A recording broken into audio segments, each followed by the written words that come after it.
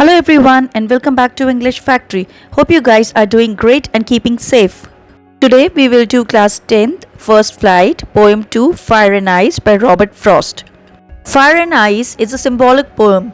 It expresses the profound idea that the world would end in either of two ways, either by fire or ice. Both the components are compared with self-destructing human emotions, hatred and desire. The poem very artistically underpins the philosophy that we let our emotions rule us, and if we don't control them, they will surely destroy everything around us. Similarly, he thinks fire and ice both are just as competent in bringing the world to a catastrophic end. In other words, a disastrous end. Before we understand the entire poem, let us read about the poet. Robert Frost is a celebrated American poet. He had a great mastery of American colloquial speech and made realistic depictions of the early rural life. His great work in poetry mostly included settings from the rural life in New England in early 20th century. He used poems to examine complex philosophical and social themes. What is the central theme of the poem? Let us read. Fire and Ice is a poem that tells about the end of the world. The poem is revolving around the theme that human emotions are destructive. Fire stands for passion and desire, and ice stands for hatred. Both the emotions are dangerous and may bring the world to an end. There are just two stanzas in the poem with a very deeper meaning. Let us begin with the very first stanza. Some say the world will end in fire, some say in ice. From what I have tasted of desire, I hold with those who favor fire.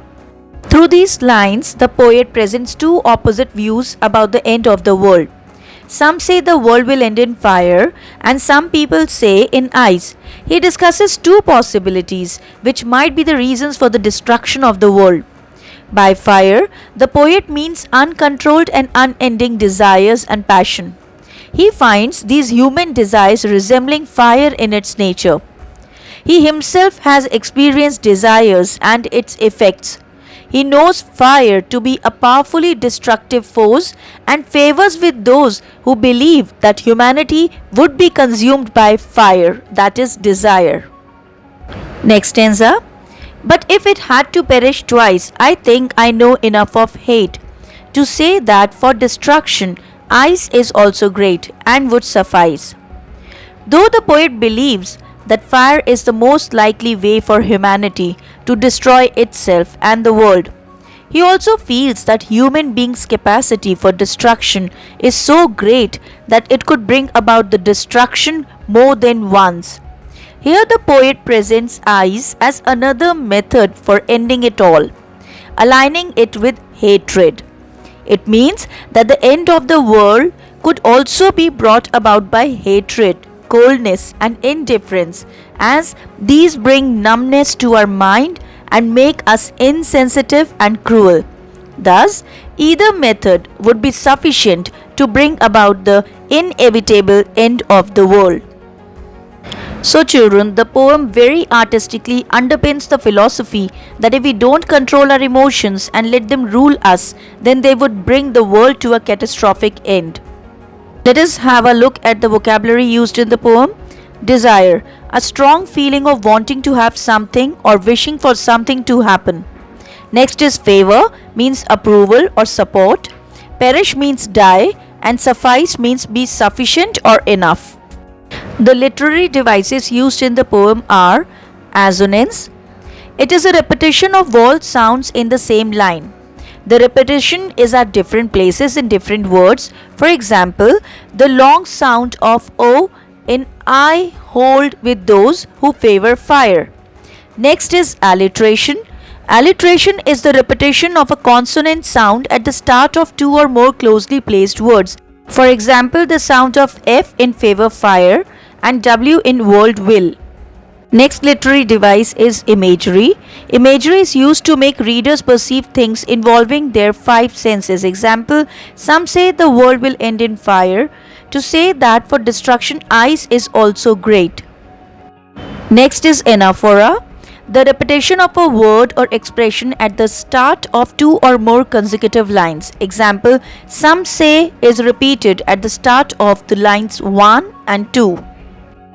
Next figure of speech is personification. It is to give human qualities to inanimate objects. In this poem, fire and ice are capable of destruction. Thus, the poet personifies fire and ice by giving them mind and power to destroy anything. It's time to read the important questions of this poem. Question number 1. For Frost, what do fire and ice stand for? Answer. The word fire stands for desire. In the poem, it indicates all types of greed and lust. In today's world, mankind's greed is endangering the very existence of the planet Earth. The word ice in the poem indicates hatred and indifference, which is as cold as ice. Question number 2. How has Frost brought out the contrasting ideas in the poem? Answer. Desire propels us in hot pursuit of something. Hence, it is compared with fire. Hatred makes us cold towards others' feelings. The coldness of ice can numb our senses. Similarly, the coldness of our hearts can numb our kindness. That is why hatred has been compared with ice. Question number 3. Why does the poet hold with those who favor fire? Answer. The poet takes side with those who believe that the world will be destroyed by fire. Frost connects fire with desire. According to the poet, desire is powerful and would be a quick end. Moreover, the fact that he has had personal experience with desire leads him to first conclude that the world will end in fire. Question number 4. Write the sum and substance of the poem Fire and Ice. Answer. The crystal clear message that the poet is trying to give is that nothing in this world is eternal. Everything will perish either in fire or ice. We should thus not forget the supreme reality and keep ourselves above all selfish matters. The last question, question number 5. But if it had to perish twice, how will the world perish twice? Answer. According to the poet, the world will end due to the fire, which symbolizes desire. But if the world had to end twice, then it will be due to the hatred, symbolized by ice. The poet feels that there is enough hatred in the world that is spreading among the people. This hatred will end the world one day. So children, through this poem, Fire and Ice, we have learned that we humans will perish to live on earth if we keep our hate and desire alive. These two illnesses have been among our minds since time immemorial. In order to live a good life on earth, we must give up these evil things. Here I come to an end of this poem with the words of Swami Vivekananda. The man who gives way to anger or hatred or any other passion cannot work. He only breaks himself to pieces and does nothing practical. It is the calm, forgiving, equable, well-balanced mind that does the greatest amount of work. Hope you have gained much out of today's video. Kindly like, share and subscribe to my YouTube channel and press the bell icon for notification. Thank you and stay blessed.